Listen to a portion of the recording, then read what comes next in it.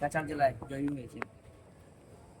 সত্যি কাছাড় জেলার 7টা সমষ্টির মধ্যে কংগ্রেস থেকে সোনাই থেকে আমি জয়ী হয়েছি।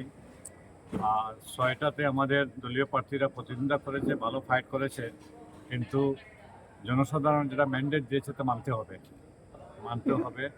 এর জন্য এখন আমি জিতেছি কংগ্রেস থেকে। আগামীতে যাতে লোকসভা ইলেকশনের সময় এর ভিতরে ভালো একটা সংগঠন করে যাতে এটা সোনাই মানে শিলচর লোকসভা সমষ্টি এবং করিমগঞ্জের লোকসভা সমষ্টি জিতা যায়, এর জন্য প্রচেষ্টা করি। সোনাই সমষ্টিতে সবাই বলেছিলেন যে একটা ফাইট হবে, কিন্তু সেটা ফাইট আমরা আজকে দেখতে পাইনি। তা নিয়ে কি বলবেন? না, ফাইট তো আমি জানতাম কোনো ফাইট হবে না। তথাপি যেটা ফাইট হয়েছে, হয়তো 50,000 ভোটের ব্যবধানে হারতেন, কিন্তু আমাদের কিছু কংগ্রেস দলের কর্মী যারা দল করে কংগ্রেস, ভোট আসলে ওরা দলের প্রার্থীর বিরুদ্ধে কাজ করে, এটা পরম্পরা এদের। এরা বেশ কয়েকজন এদের সঙ্গে যাওয়ার কারণে, আর যারা মানে PRI member, group member, panchayat এবং এপি জেডপিসি, এরা বেশ কয়েকজন গিয়ে এজিপিতে জয়েন করার কারণে এই 25,000 ভোটের ডিফারেন্স হয়েছে, না হলে আরও বেশি ভোটের ডিফারেন্স হতো। যাই হোক, আমি মানে 25,000 নয়, 27,000 ভোটে প্রায় 28,000 ভোটের ডিফারেন্সে জিতেছি। কিন্তু 2021-এ মানে কংগ্রেস এবং এআইডিএফ এর জোটের সময় তখন ধর্মযুদ্ধ লেগেছিল যে কম বাঁচাও। এতে গিয়ে আমি প্রায় 19,000 ভোটে হেরেছিলাম। আর আমি ভোট পেয়েছিলাম 54,000। যখন আমি 2016-তে জিতি তখন 44,000 ভোট পেয়েছিলাম। আমার মূল ভোট থেকে আমি আরো 10,000 ভোট বেশি পেয়েছি। আর করিমউদ্দিন বড়বইয়ায় প্রায় 71,000 ভোট পেয়েছিলেন, আর এবার 61,000 পেয়েছেন। 10,000 ভোট ওনার কমেছে, আর আমি 10,000 ভোট মানে বেশি ছিলাম। এটাই হয়েছে কাজের মূল্যায়ন। আমি কাজ করেছি 2016 থেকে 21 পর্যন্ত। ভোটার যদিও হেরেছি, ভোটারে আমার মূল্যায়ন দিয়েছে, 10,000 ভোট বেশি পেয়েছি। সোনাইয়ের ইতিহাসে একবার ভোটে হারার পরে আর দ্বিতীয়বার জেতার কোনো রেকর্ড নাই। একমাত্র আমি সোনাইয়ের ভোটারে আমি ধন্যবাদ দিতে হবে যে সোনাইয়ের ভোটাররা আমার 2016 থেকে 21 পর্যন্ত যে কাজ করেছি এর মূল্যায়ন দেখে এবার স্বতঃস্ফূর্তভাবে কংগ্রেসের প্রার্থী হিসাবে আমার হাত প্রতিষ্ঠা নেবে।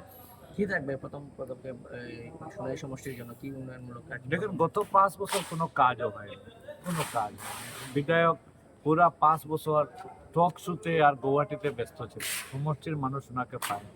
আমি সমষ্টির মানুষের ভোটারদেরকে সময় দিব, সমষ্টির আগের যেটা উন্নয়ন, এই উন্নয়নটা ধারাবাহিকতা রাখবো, আর মানুষের চাহিদা পূরণের চেষ্টা করব। মূল কথা হয়েছে সোনাই একটা অরাজকতা একটা সমষ্টি, যেভাবে ড্রাগসের একটা রমরমা ব্যবসা। এই যে যেখানে দেখা যায় শিলচর কাছাড় জেলায় কোনো ড্রাগস ধরলে সোনাইতে ধরা হয়, এটার পিছনে কে আছে দেখতে হবে।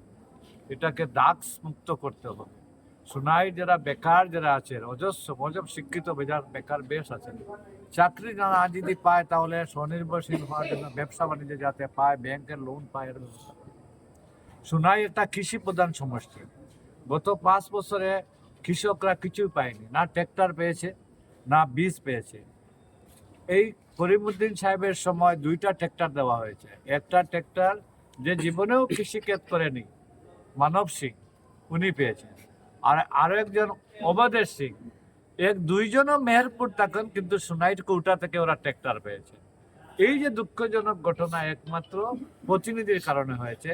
আমি যখন বিধায়ক ছিলাম তখন সোনাইতে প্রায় 240টা আমি ট্র্যাক্টর দিতে পেরেছি কৃষক। এই যে কৃষককে যাতে এবার ট্র্যাক্টর, বীজ সবই দেওয়া যায়, কৃষি ঋণ দেওয়া যায়, এর ব্যবস্থা। আপনি জয় হওয়ার মূল কারণটো কি? আপোনাৰ বিজেপি দাবী কৰিছে যে বিজেপি 6টা পাব আৰু তেখেতসকলৰ মিত্ৰজোঁটৰ এটা পাব, সেইটো শুনাই। তেনেস্থলত আপুনি জয় হ'লে একমাত্ৰ কংগ্ৰেছ, গতিকে ইয়াৰ কাৰণটো কি? দেখেন, মূল কথা হয়েছে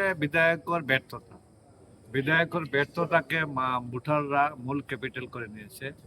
আর কথা হয়েছে যে সোনাইতে গত 5 বছর তো কোনো কাজ হয়নি, সোনাইয়ের বিধায়ককে পাওয়া যায়নি, বিধায়ক একজন ব্যর্থ বিধায়ক।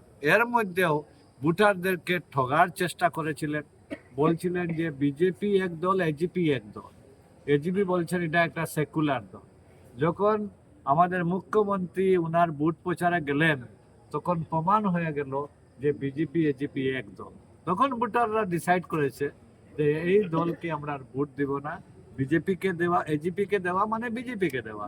যে মুখ্যমন্ত্রী বলেন যে আমি 5 বছর এই কথা আরো কিছু করব, এই কথা শুনে ভোটাররা ডিসিশন নিয়েছে। আর দেখেছে যে প্রথম কথা হয়েছে যে কে কাকে মানাবো, এই মানুষ আমাদেরকে কতটা সময় দেবে। অতীতের রেকর্ড আছে, আমি সময় দিয়েছি সোনাই সমষ্টির ভোটারদেরকে, এই কথা আমাকে বলতেছে।